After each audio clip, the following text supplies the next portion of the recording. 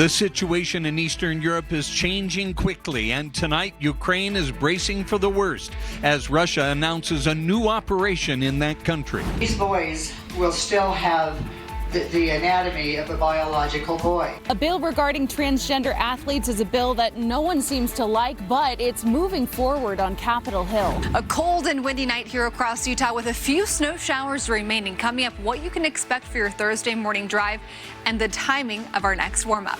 The mother of a 4-year-old who shot at police during their father's arrest, desperate to get her children back. It kind of brought me to my knees because he put a loaded weapon in my 4-year-old's hand. Tonight, the obstacles she's facing. And incredible video of the moment a UHP trooper stopped a wrong-way driver with his own patrol car. We begin with a major development tonight in the crisis in Eastern Europe. Russian President Vladimir Putin has officially announced a military operation and invasion in Ukraine, despite threats from the U.S. and other NATO allies to not do so. Putin said in a televised address this evening that this action comes in response to threats from Ukraine and that Russia does not have a goal to occupy that country. President Biden just released a statement within the last 30 minutes saying that the prayers of the entire world are with Ukraine as they suffer an unprovoked and unjustified attack by Russian military forces. Russia alone is responsible for the death and destruction this attack will bring, says President Biden, and the United States and its allies and partners will respond in a united and decisive way. The world will hold Russia accountable. Utah Senator Mitt Romney just released a statement as well on this within the past hour, saying that Putin's Ukraine invasion is the first time in 80 years that a great power has moved to conquer a sovereign nation. It is without justification, without provocation, and without honor. Governor Spencer Cox also now reacting to the news, tweeting out, quote, "There is evil in this world. Tonight, we pray for the safety of those in Ukraine." Fox 13 News will continue to monitor this situation throughout the hour and bring you more right here as developments warrant. And of course, we'll have much more online as well as tomorrow morning on Good Day Utah. Tonight, a bill facing strong opposition is advancing on Utah's Capitol Hill. Rather than follow other states in outright bans on transgender athletes in sports, a different solution is being proposed. Fox 13's Eliana Sheriff explains what makes this new proposal so controversial. The hearing over the controversial bill had passionate testimony from people who oppose it for different reasons. There's a time and a place and a need for action at this point because this is relevant, but inaction would also be the action at this point as well. And so we need to do something. Representative Kira Birkeland originally proposed an outright ban on transgender athletes in public schools.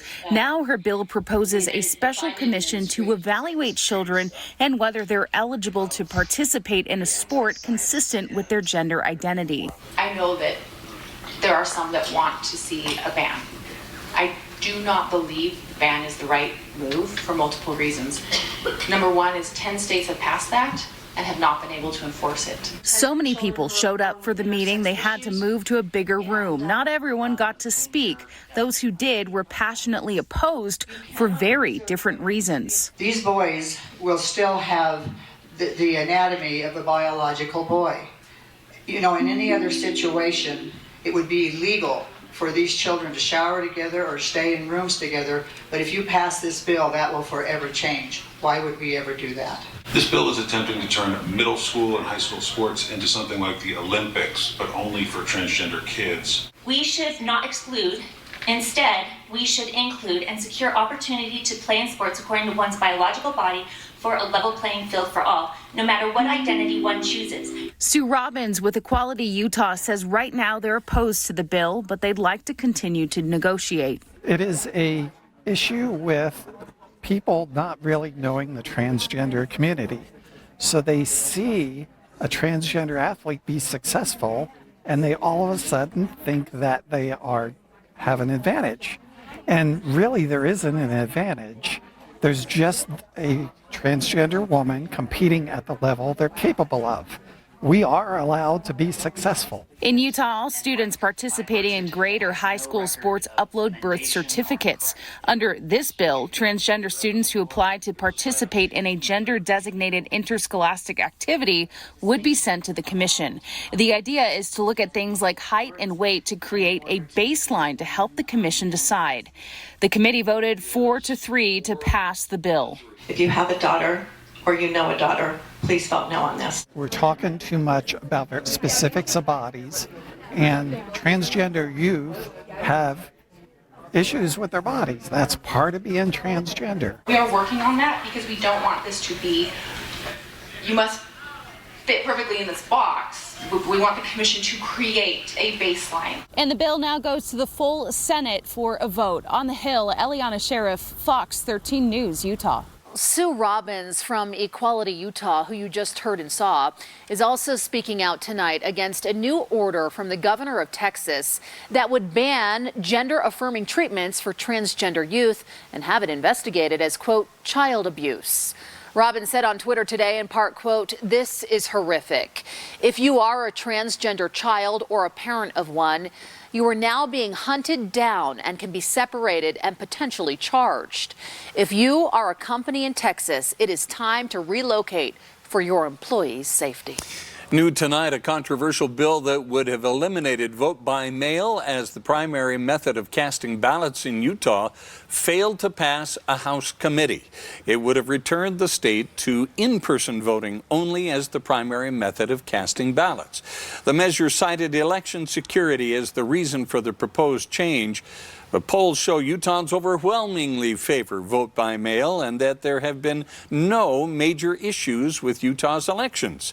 Blanding Representative Phil Lyman says the key feature of the bill was not eliminating mail-in ballots, but providing verification of the voting records. If we do the universal mail-in ballots, where basically everyone that's on the voter rolls gets a ballot mailed to them, that's problematic because we've seen that the voter rolls are sometimes not clean, and we have people getting ballots who have moved. Representative Lyman's bill had significant pushback from the lieutenant governor and voter rights groups, who argued it makes it harder for people to vote. A House committee voted 7-3 against the bill. A unanimous vote in the House today for Speaker Brad Wilson's mega bill on the Great Salt Lake. The bill allocates $40 million to help get water to the lake, which has shrunk 11 feet since Mormon pioneers first entered the area and started measuring lake levels. It fundamentally changes our climate. It has the ability to threaten our economy. The quality of life is different in this state because of it. Well, the bill now goes to the Senate, where it is expected to pass.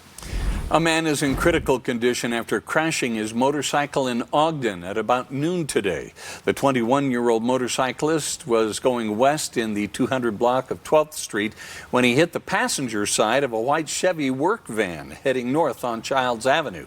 The motorcyclist was taken to the hospital. The driver of the van was not hurt. New tonight, an arrest warrant has been issued for a 19-year-old man for his alleged involvement in a deadly drive-by shooting last summer in Salt Lake City. Police say 19-year-old Felix Isara has been charged with obstructing justice. He's accused of being the driver of the vehicle involved in the shooting on General Drive that claimed 21-year-old Shauna Moan's life.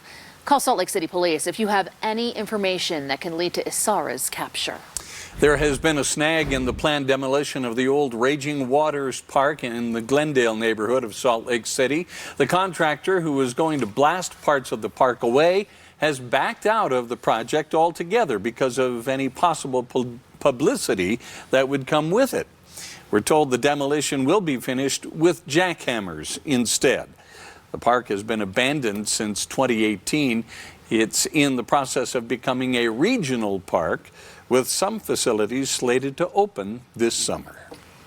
So many parts of the state saw snow and wind starting last night into today. Now we're left with some bitter cold temperatures, Allison. And still some flurries coming down. So since we've last been on the news, we still have some flurries coming down here in Salt Lake City. And a live look at the roads downtown from our Tribune camera. You can see those roads are becoming snow covered in portions of downtown right now. 22 degrees, feels like 13. So the bitterly cold temperatures are going to definitely be a headline for tomorrow morning. Visibility is low at 2 miles, and the snow reports are extremely impressive coming in. Bryce Canyon, more than a foot of snow. Bryan had 20 inches of snow. Richfield, 10 inches of snow. Cedar City, close to 9 inches of snow. Price, 7 inches of snow. Twilla, 6.5. Scipio, 6. Clearfield, about 4 inches. Same thing for South Jordan Daybreak. So a lot of snow over the last 36 hours. We did have our winter storm warnings get extended until 8 o'clock. Those have been expired. Still a few flurries here across the Wasatch Front that we'll be tracking for you, especially out towards the Oakers and Twilla County along I-80 right now, some slick roads. But very cold temperatures right now in the single digits and teens here across the state. More snow potentially in the forecast. I'll let you know when. It will mess with my son mentally in the future. Fox 13 News speaks with the mother of the boy who shot at officers at a Midvale McDonald's earlier this week. What she has to say about this frightening situation. We want to be done. We just wanted to put him behind us and not look back. Now we can. Plus, a sense of closure for the family of Sherry Black as the man who admitted to killing her learns his fate. And how are Afghan refugees in Utah adjusting to life in the United States? Utah's governor has an update on how the transition is going. There is no room for hate in the Beehive State. On Utah's Capitol Hill today, a resolution condemning anti-Semitism in Utah. It comes after an increasing number of anti-Semitic incidents in Utah, including one where an anti-Semitic symbol was found under a desk at Park City High School. Also an incident where someone took control of a University of Utah School of Medicine Zoom meeting and drew a swastika on the screen. Fox 13 News reporter Ben Winslow has more from Utah's Capitol Hill.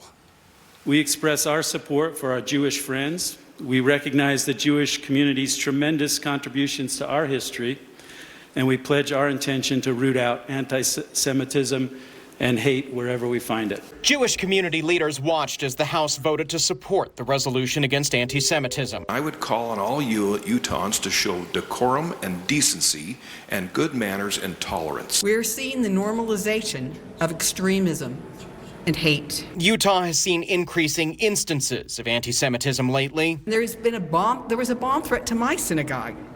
There have been protests at the governor's mansion with a swastika on a flag. My own experience. There were anti-Semitic comments made against me during my campaigns.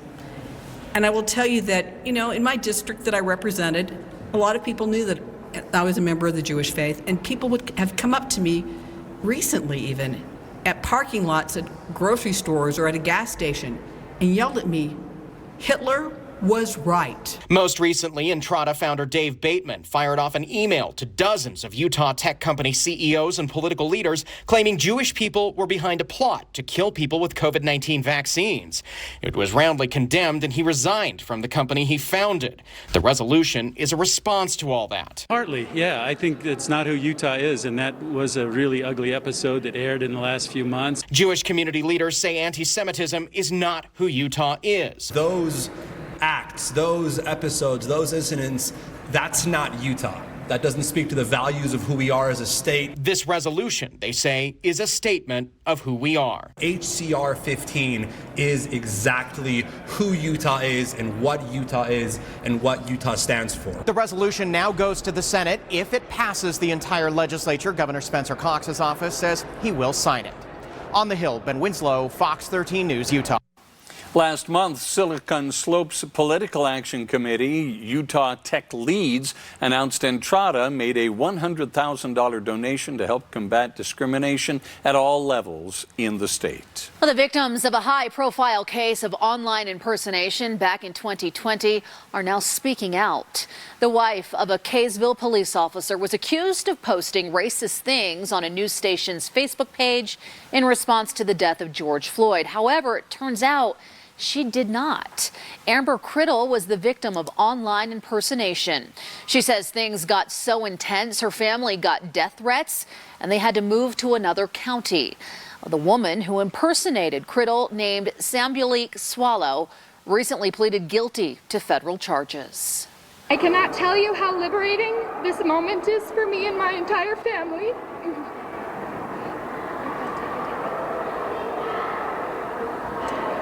After a lengthy FBI investigation and plea conviction, you all now know what we had claimed from the very beginning. Representative Carrie-Ann Lisenby passed a bill last year to deal with these issues. It criminalizes online impersonation, and she says her law now makes it so others will not face the same problems. A Utah House committee voted 9-1 today in support of the latest inland port bill. It's one Salt Lake City Mayor Aaron Mendenhall actually supports. The bill strips Salt Lake City of its voting power on the Inland Port Authority Board, but the city gets a cut of the taxes generated by the massive project, which is a huge point of contention. Overall, it's a great win for us because it gives us legal certainty through a contract that's yet to be negotiated in the next 8 months, 25 years of environmental certainty and investment in our West Side communities. Environmental groups are still fighting the bill. It also does not stop Salt Lake City's overall lawsuit over the inland port, which is still pending before the state Supreme Court. The bill now goes to the full House for a vote. The winter weather letting up across a lot of the state right now, but Mother Nature sent a few flurries in southern Utah, more than a few for some portions of southern Utah. This video, though, from Dan Nelson, shared to our Utah's Weather Authority Facebook page, showing the flakes in Washington City this evening. So we ended up with a beautiful sunset. Speaking of southern Utah, this is the Mineral Mountains just east of the Beaver area. Coming in from Lisa, thanks so much for sharing this in our Facebook group. What a beautiful sunset you saw. Love this view right now. Visibility, though, not great here across the state, so a lot of you not seeing much of any view. Our visibility for Tooele is down to less than 2 miles. Same thing for Spanish Fork, Salt Lake at 2 miles, Provo at 3 miles, and then the drive up towards Evanston, also seeing some areas of low visibility. So travel with caution if you have to be out on the roads tonight. We do have very slick conditions in the forecast. Right now here in Salt Lake City, 22 degrees, and we do have some snow that has been coming down over the last few hours.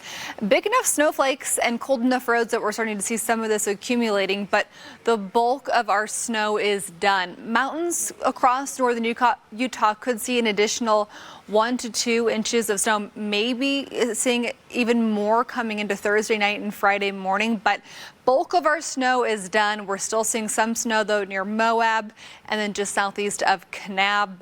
Overall, what we're going to see tonight is still some areas of flurries. Overall, we're seeing partly to mostly cloudy sky, very cold temperatures, but still very slick right now. Tooele, Stansbury Park, right along I-80 south of the Great Salt Lake. Very cold temperatures, about 10 to 20 for Ogden, Salt Lake, and Provo right now. Feels like it's below 0 in Evanston and Rock Springs, 8 and 15 below, respectively. St. George, 24 degrees currently. And your top weather headlines, snow is mainly tapering off, but we're going to keep a few lingering isolated snow showers remaining. Roads will be very slick tomorrow morning. We have very, very cold temperatures ahead. Then we'll warm up by this weekend, but overnight temps will be about 15 degrees here in Salt Lake. Snow is possible for areas, and slick roads will remain even if you don't have any new snow tonight. We have got cold enough temperatures that bridges and overpasses will be really tough first thing tomorrow morning. By tomorrow afternoon, I want you to know it's going to be another chilly day.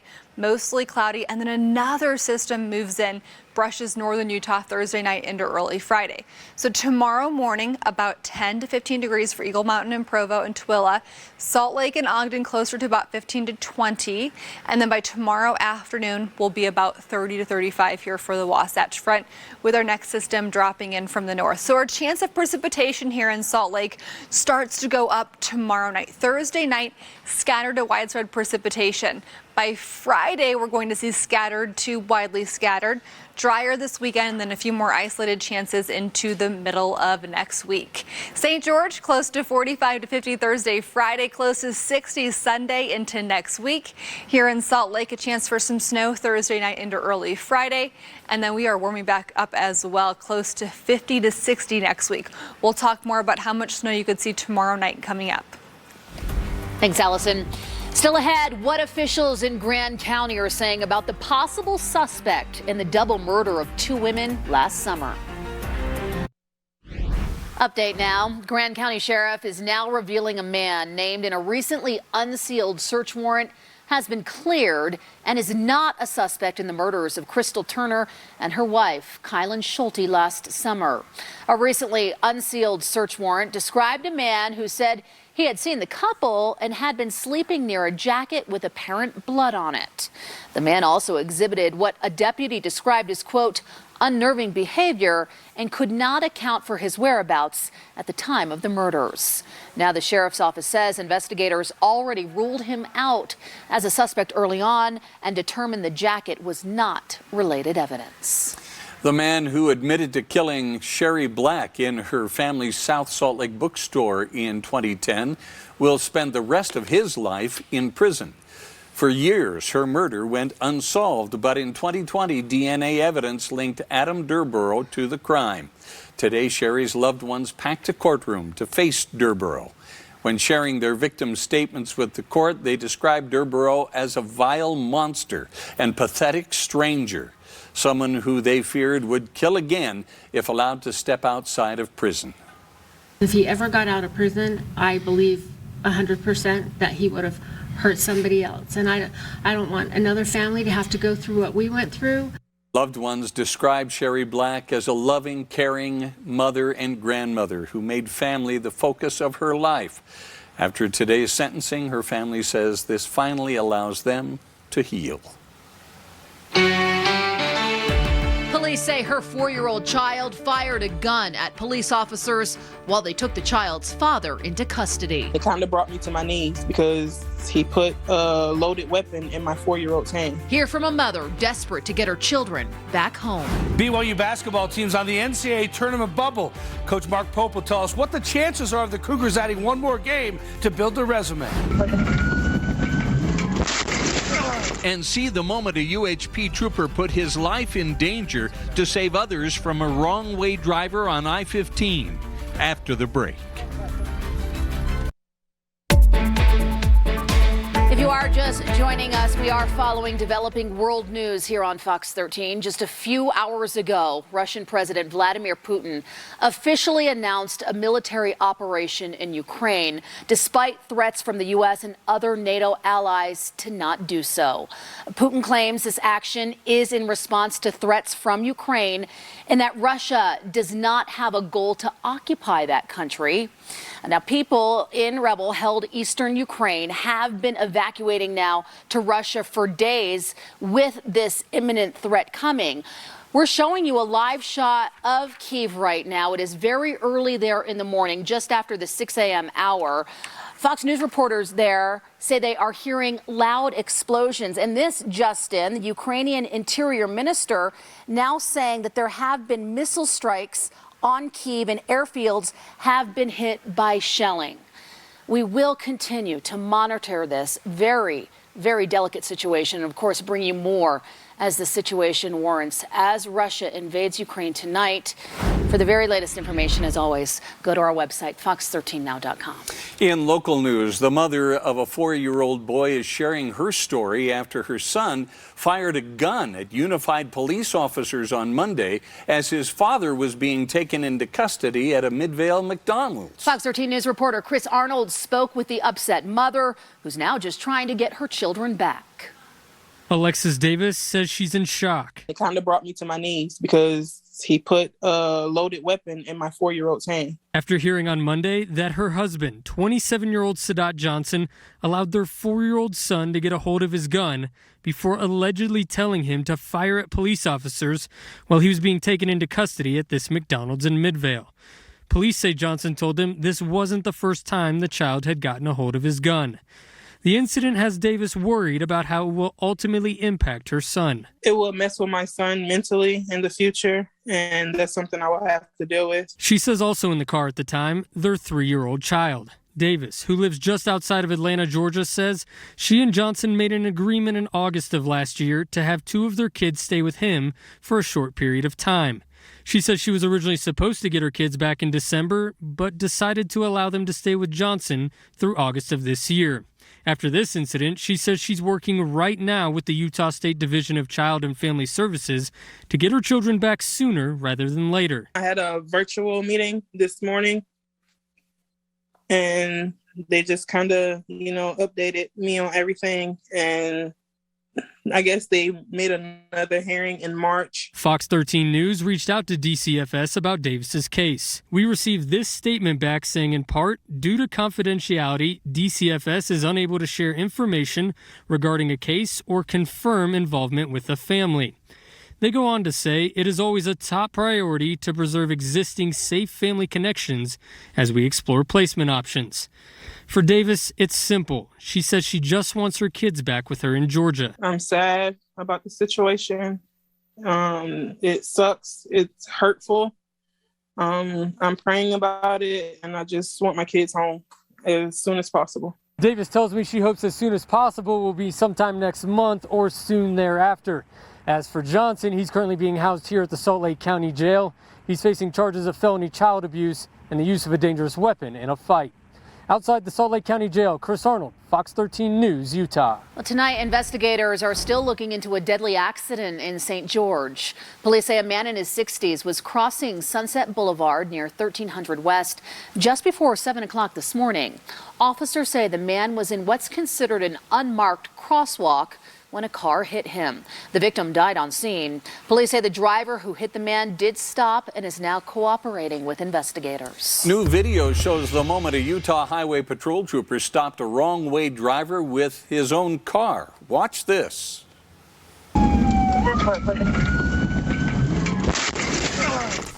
And here is a different view from that trooper, Devin Henson's body camera. He saw the car traveling south in the northbound lanes of I-15 at 4500 South in Murray early Sunday morning and then turned into that car.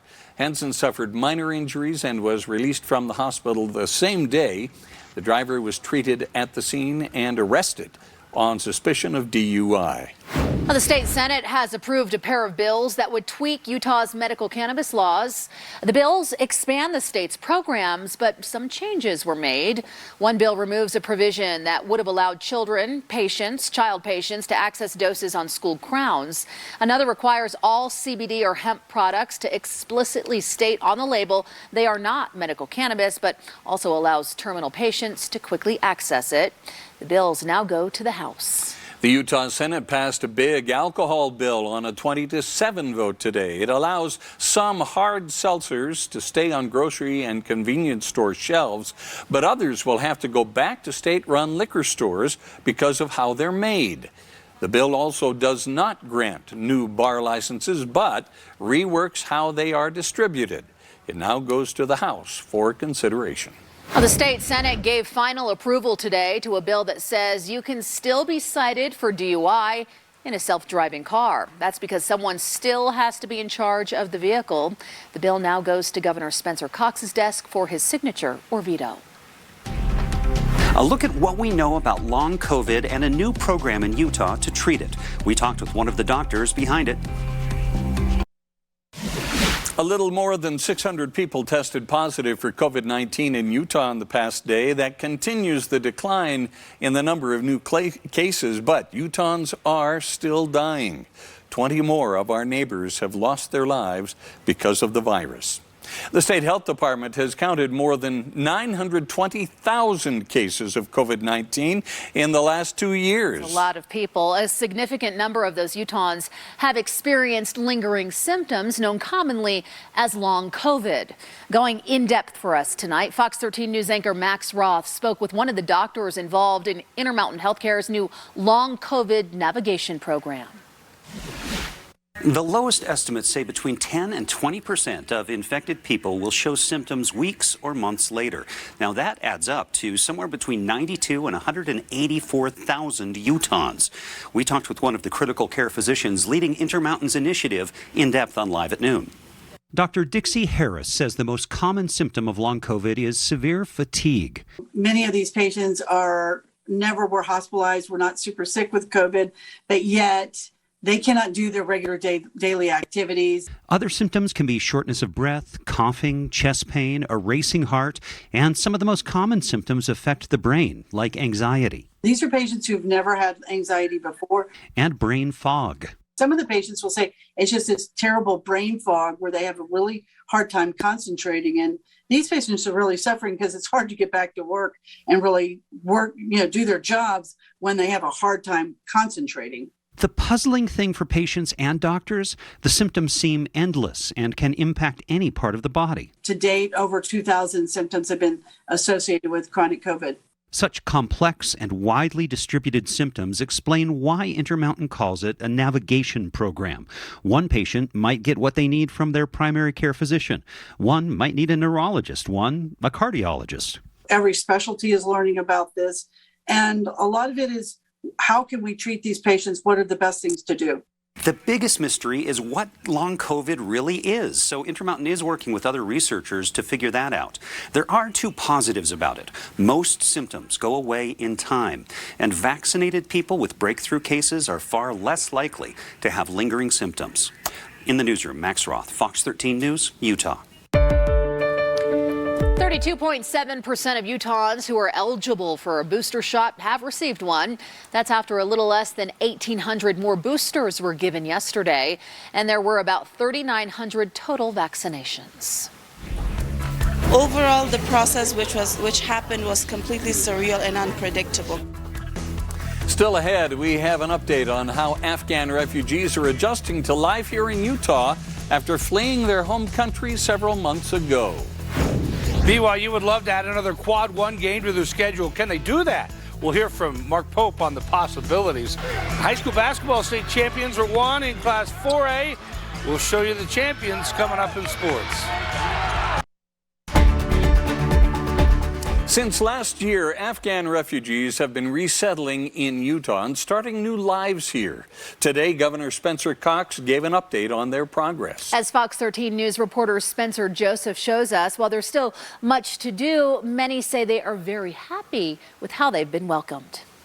And so to put all of this together so quickly, it was breathtaking to watch. On August 31st, Utah received our very first Afghan refugee. Nearly 6 months later, we've welcomed 900 people into our state. We're proud of the good work that they're continuing to do.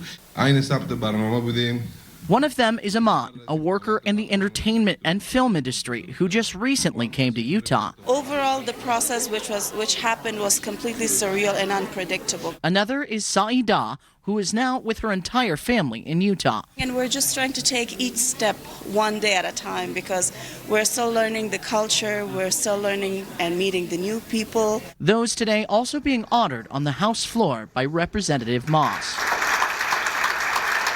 But to see when I came here, especially today, to know the efforts that the government itself is really putting to, help us to stand up on our feet. Refugees here are also starting to work in sectors they're familiar with or be trained in new ones. We'll be helping and making it very personal as we can. Because we were able to work together to really bring resources to the table from the private and the public sector, we are able to make this work more smoothly. And Utah is finally starting to feel like home. We have some friends also now, so that's really amazing. So, you know, it's a good feeling, recovery and sometimes in between enjoying, and that's really nice. Here, seeing this really gives me a lot of hope. Is that something you're proud of? Well, yeah, it's definitely something I'm proud of. I would be lying if I said I didn't lose any sleep, because I did lose some sleep over this one. It was a very big number, and so I am very proud of the people who did all of the work. I'm not taking any of the credit. The biggest hurdle still to cross is permanent housing for some of these refugees. The governor announcing today that we are about 50 short. That being said, he is asking anyone, if you are able to help, please step up. In the capital, Spencer Durst, Fox 13 News, Utah. 10-4 record, Pac-12 title, first time, going to the Rose Bowl. There they are on the Senate floor. Members of the University of Utah football team were honored for their accomplishments this past season. It was a good one. Both the House and Senate recognized them for making it to the Rose Bowl for the first time ever. Hopefully not the last. Senate Majority Leader Evan Vickers also recognized head coach Kyle Whittingham and his winning record throughout the past 17 years in charge of the Utes football program. Keep it going. Yeah, a resolution expressing support for Salt Lake City hosting a future Olympics is getting a gold medal endorsement. A Utah Senate committee unanimously approved Senator Derek Kitchen's resolution today. It says Salt Lake City is ready, willing, and able to host a future Olympics. The resolution goes now to the full Senate. Skiers and snowboarders got a big dose of fresh powder today in southern Utah. I would say so. Bryan Head Ski Resort got nearly 2 feet of snow in the past few days. Fox 13 News traveled there to check it out. Awesome. We've had a reasonably good year with some well-timed storms, but having all this snow all at once means powder day, so that's always the best day. Well, after a dry spell around the state, snow like this is not only what's wanted this time of year in towns like Bryan Head, but it is so desperately needed, Allison. We obviously need the snow, but we had a lot of it that came down in our cities right along our I-15 corridor. We're talking about Parowan, we're talking about Beaver, Cedar City, all close to about 10 inches of snow as well. A beautiful sunset tonight, or starting to be the sunset earlier this evening. Picture from Scott Taylor, always posting fantastic drone pictures and videos in our Facebook group. This is the sunset over the Oakers. Right now, downtown Salt Lake, you can see the roads are a little slick, so I want you to be careful out on the roads tonight. If you're at work right now and have to head home in a little bit, no, the roads are going to be slick. We still have some flurries coming down, and it feels like 12 degrees, so it is bitterly cold out there. We have wind out of the west, visibility down to 4 miles right now, and we have still some areas of snow coming down and some more on the way. So right now, what we've been seeing is a little bit of lake effect or lake enhancement off of the south end of the Great Salt Lake into Willa County along I-80, so fairly slick there. Across the Salt Lake Valley, what we're seeing is a little bit of clearing, but we're going to continue with partly to mostly cloudy sky tonight. Southern Utah, what we have going on right now is a bit of a breeze and less snow than we had earlier this evening. We saw accumulating snow on the roads near Zion National Park and Springdale. We saw snowflakes coming down across lots of the portions of Washington County, and our winter storm warning was allowed to expire at 8 o'clock tonight. Right now, it's very cold out there. It feels like it's about 10 to 15 below for Evanston and Rock Springs, single digits for Logan and Price, below 0 for Vernal, and then for Provo, close to 20. Feels like it's about 10 degrees for Ogden and Salt Lake right now, so a very cold evening. Tomorrow morning when you wake up, near 15 degrees. Keep in mind, with any sort of wind, it'll feel even colder out there, back into the 20s by 9 a.m., but tomorrow is going to be another chilly day. So 7 a.m. on Thursday, it'll be about 15 to 20 for Provo, Tooele, Salt Lake, and Ogden. Right around 0 for Park City, Evanston. Logan, single digits. St. George, mid-20s tomorrow morning. Then by tomorrow afternoon, another little wave pushes into northern Utah, and that's going to bring us some more chances for some light snow tomorrow night. But highs tomorrow will just be about freezing for Salt Lake, Provo, and Ogden. So let me show you this future cast. We've got the system moving out tonight. This next wave moving in tomorrow afternoon. About 3 o'clock near the Idaho border brings us chances for snow scattered through through the overnight hours, so we're going to see this chance for some slick roads again Friday morning, then dry conditions this weekend. Forecast snow with this through Friday morning, 1 to 3 inches of snow here across northern Utah. That's about it. Mountains tonight could see another trace of 2 inches, so slick roads will remain for our passes. And for St. George, 40s through Friday, 50s this weekend, 60s to 70s next week. Here along the Wasatch Front, right around freezing through Friday, 30s on Saturday, 40s Sunday, Monday, 50s Tuesday and Wednesday next week.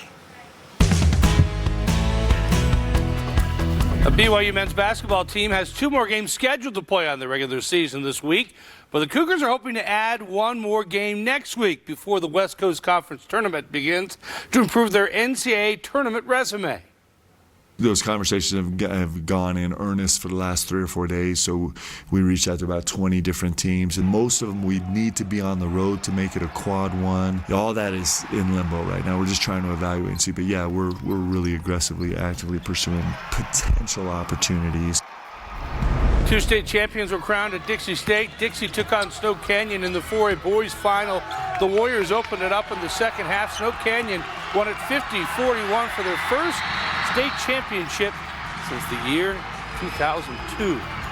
It was Desert Hills and Ridgeline in the 4A girls final. Desert Hills had a shot to win it at the buzzer. Shot blocked. This game went to overtime. Ridgeline had a shot to win it in overtime. No good. So it went to double overtime, and Desert Hills won it 58-55 in overtime, double overtime, to win the 4A girls state championship.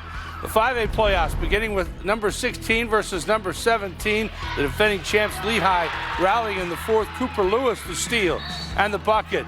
Foul as well, and he made the free throw, lifting the Pioneers up 3 on Skyline in the final minute. But Josh Calvert responds, big 3 to tie it back up. Lewis was playing for the win here. Pulls up for the jumper, but comes up just a little short, so we went to overtime, where Giorgio Golisas drained a 3, a good 5 or 6 feet behind the arc, followed by another one by Kai Tolsan. Skyline won it 65-60 in overtime to move on to face Olympus in round 2. Woods Cross looked to beat Bountiful for the 3rd time this season. Zach Delane's got it started for the Wildcats at home, but the Redhawks better early. Carson Smith step back, drains a 3. Then nice move inside by the big fella. This is actually the 3. Trevor Osler, though, with the fadeaway down low for Bountiful. They were up 1 after 1 quarter. Other end we go, and it's the launch from the same spot as before. The road team, as a 26 seed, led the half, though, as Osler leading Bountiful with 16 points, but Woodcross responded with a big second half. Mason Bettinger leading all scorers with 23 tonight, 50-45 the final. They'll host again on Friday against Box Elder. Some big high school games there. Yeah, we'll see how it all wraps up, but congratulations to our 4A champions. Yes. That's exciting. Yep. Thanks, Jeff. We'll be right back. Thank you, everyone, for being with us tonight. We've got more coming up in QuickCast. That's right, keeping our eye on the Russian invasion of Ukraine. Stay right here for the very latest.